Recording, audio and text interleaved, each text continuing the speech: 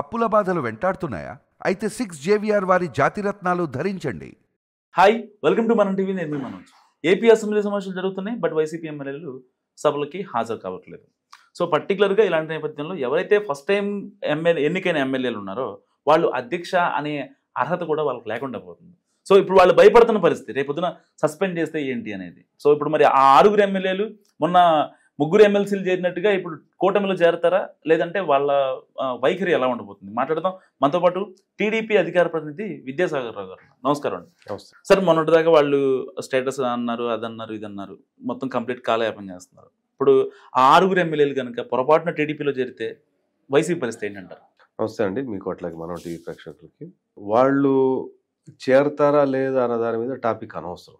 ఎందుకంటే ఉన్నది 11 మంది. కొద్దిగా అది అభ్యంతరకరమే, చేర్చుకోవటం అన్నది అభ్యంతరం. ఏ రకంగా అంటే టీడీపీలో 164 సీట్లు ఉన్న తర్వాత నాకు తెలిసినంత వరకు వాళ్ళు మాకు అనవసరం, వాళ్ళు మాకు అనవసరం. మా లీడర్లు మాకున్నారు.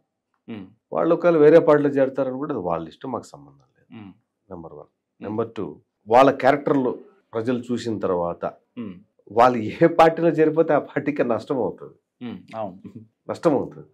కాబట్టి అది కొద్దిగా అభ్యంతరకరమైనటువంటి విషయం. ఇంకా వాళ్ళు అసెంబ్లీకి వస్తారా రారా అన్నది point. As per the constitution వాళ్ళు కొన్ని డ్యూటీస్ చేయడానికి వాళ్ళకు ప్రజలు ఓటేశారు.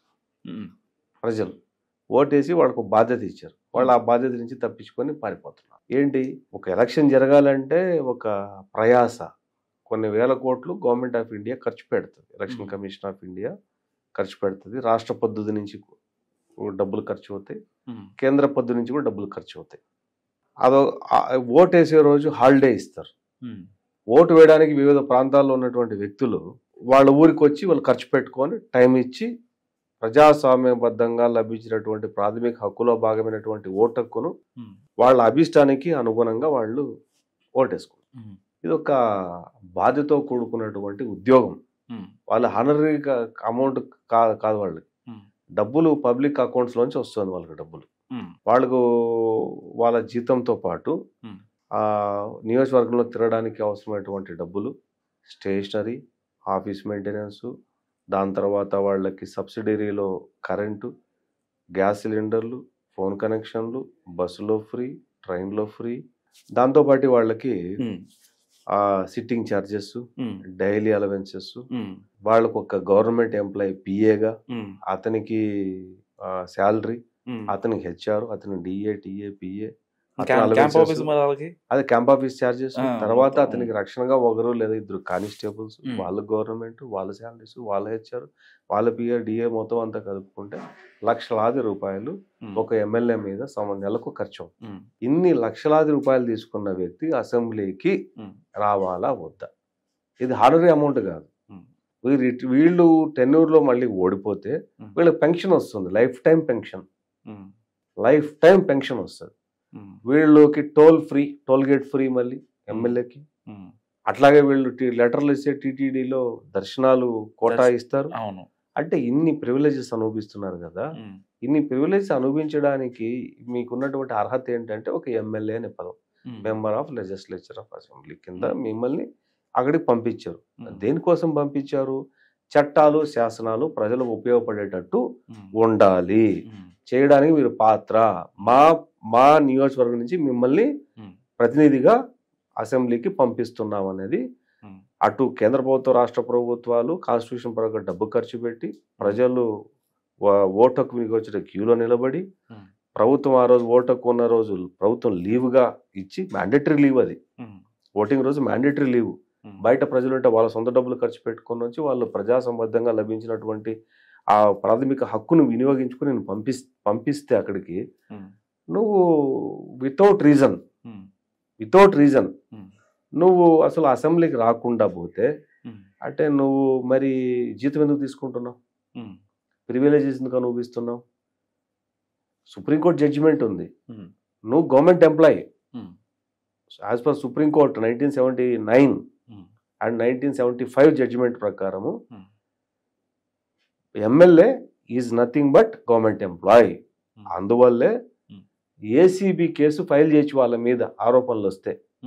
ఏసీబీ అంటే దాని అర్థం ఏంటంటే యాంటీ కరప్షన్ బ్యూరో అంటే ప్రభుత్వ ఉద్యోగుల మీద అవినీతి ఆరోపణలు వస్తే వాళ్ళ మీద నేరం మోపి వాళ్ళ మీద ప్రాసిక్యూషన్ చేసే రైట్ ఏసీబీకి ఉంది. ఏసీబీ ప్రైవేట్ వ్యక్తుల మీద కేసు పెట్టడానికి లేదు.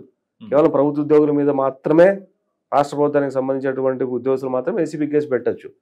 వాళ్ళు ఆ పరిధిలోకి వస్తారు. సెక్షన్ 17 సబ్ క్లాస్ ఏ ప్రకారం నువ్వు ప్రభుత్వ ఉద్యోగి, మరి ఒక అటెండర్ లీవ్ కావాలి అంటే చాలా చిన్న స్థాయి. అక్కడి నుంచి వాళ్ళ పై అధికారులకు, దాని తర్వాత పై అధికారులు ఎవరికైతే ప్రభుత్వం లీవ్ కావాల్సి ఉంటుందో వాళ్ళకి పై అధికారుల దగ్గర లీవ్ తీసుకొని వాళ్ళు ఆ లీవ్లు ఉంటారు. అంతకంటే ఎక్కువ గనక వాళ్ళు లీవ్లు ఎంజాయ్ చేస్తే లాస్ ఆఫ్ పే కింద పెట్టుకోవాలి. దాని మీద మళ్ళీ ఒకవేళ వాళ్ళు రాలేకపోతే డిసిప్లినరీ యాక్షన్, నోటీసులు, సమన్లు, డిస్మిషల్స్, సస్పెన్షన్స్ రకరకాలు ఉంటాయి. అది అన్ని నువ్వు పబ్లిక్ ఎంప్లాయీగా ట్రీట్ అయ్యేటప్పుడు ఒకవైపు అదే పబ్లిక్ ఎంప్లాయీలేమో వాళ్ళకి ఇన్ని కండిషన్స్, నువ్వు అసెంబ్లీకి ఎలక్ట్ అయిపోయి నువ్వు పవర్ ఎంజాయ్ చేసుకుంటా, ప్రోటోకాల్ ఎంజాయ్ చేసుకుంటా, ప్రివిలేజెస్ ఎంజాయ్ చేసుకుంటా, పబ్లిక్ మనీ శాలరీ తీసుకుంటా నువ్వు అసెంబ్లీ రానప్పుడు నీకు ఎందుకు జీతం ఇవ్వాలా? నువ్వెందుకు ప్రివిలేజెస్ అనుభవిస్తున్నావు? ఇది పాయింట్.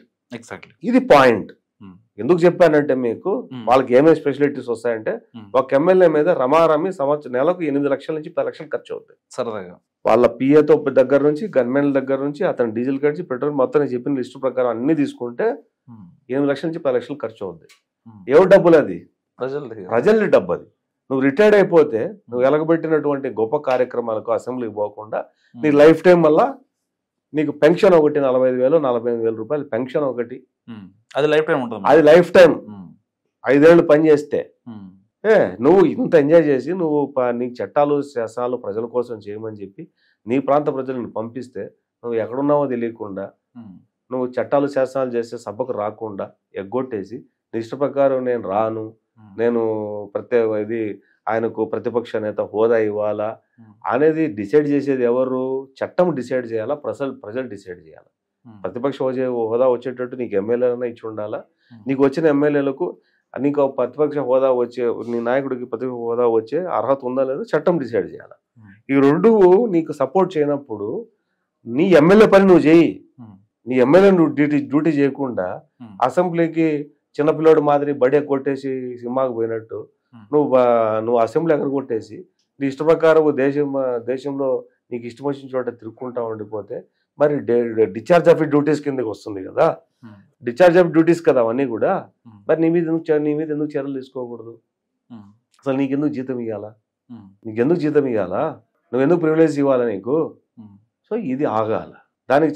దానికి సెక్షన్ ఆర్టికల్ 190 సబ్ క్లాస్ 4 కింద మీరు 60 రోజులు గనక కంటిన్యూగా పోకపోతే అనర్హత వేటపడుతుంది.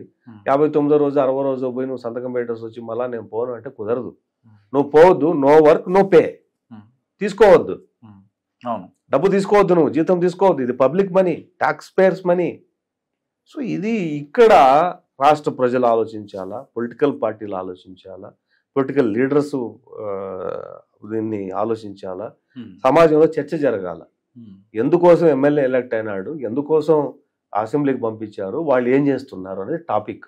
ఈ టాపిక్ మీద ఇప్పుడు చర్చ జరగాల్సిన అవసరం ఉంది. ఈ రకంగా ఓడిపోయినాడు ప్రతోడు మీరు అసెంబ్లీకి పోకపోతే where is the question of democracy? ప్రజాస్వామ్యం ఎక్కడ నిలబడుతుంది? ప్రజాస్వామ్యం అంటే పాలకపక్షం ప్రతిపక్షం రెండు ఉండాలా, చర్చ జరగాల, ప్రజలు చూడాలా, పత్రికలు దాన్ని రాయాలా, ప్రజల్లో దాని మీద మళ్ళీ చర్చ జరగాల. జరిగిన తర్వాత తప్పు ఒప్పు డిసైడ్ చేయాలా, తర్వాత రూపం చేయాలా. దాన్ని చట్టం రూపమైన తర్వాత ప్రజలు దాన్ని అనుసరించాలా. ఇంత పెద్ద గొప్ప ప్రజాస్వామ్య దేశంలో నువ్వు ప్రజాస్వామ్యాన్ని దాన్ని అపహాస్యం చేస్తూ అసలు రాజ్యాంగం అంటే నీకు లెక్కలేనట్టు నువ్వు ఓటు తీసుకున్నావు కదా. ఓటు తీసుకున్నప్పుడు నేను ప్రజల చేత ఎన్నుకోబడినటువంటి నేను మనసా వాచా కర్మన నేను కట్టుబడి ఉంటాను, నియమ నిబంధనలు కట్టుబడి ఉంటాను, నేను ఎటువంటి తారతమ్యత పక్షపాత వైఖరి అనుసరించకుండా నేను నా కర్తవ్య నిర్వహణ చేస్తా అని చెప్పేసి నువ్వు అసెంబ్లీలో సంతకం పెట్టావు. ఇన్ రైటింగ్ సంతకం పెట్టావు. అది క్రిమినల్ బ్రీచ్ ఆఫ్ ట్రస్ట్ కిందకి రాదా? ప్రజలను మోసగించినట్టు కాదా? నువ్వు హామీలు ఇచ్చి అమలుపరచకపోతే అది వేరే విషయం. అది పబ్లిక్ లో ఎలక్షన్ కోసం చేసి చెప్పేటువంటి మాటలు. But you committed here in the house. నువ్వు హౌస్ లో సంతకం పెట్టావు, నేను ఈ పని చేస్తాను అని, రాజ్యాంగబద్ధంగా రాజ్యాంగం మీద ప్రమాణం చేసి నువ్వు చేసిన తర్వాత క్రిమినల్ బ్రీచ్ ఆఫ్ ట్రస్ట్ కిందకు వస్తుంది కదా. కాన్షియస్ లేదా మనిషికి? జగన్మోహన్ రెడ్డికి నువ్వు అసెంబ్లీకి వచ్చి నువ్వు గొడవపడు, కొట్లాడు, డిస్కషన్ చెయ్యి, టైం అడుగు, తీసుకో, చర్చ పెట్టు, చర్చలో నువ్వు చెప్పాలనుకున్నాడు చెప్పు, ప్రభుత్వము నీకు చెప్పాల్సిన జవాబు చెప్పాల్సిన పద్ధతిలో చెప్తుంది.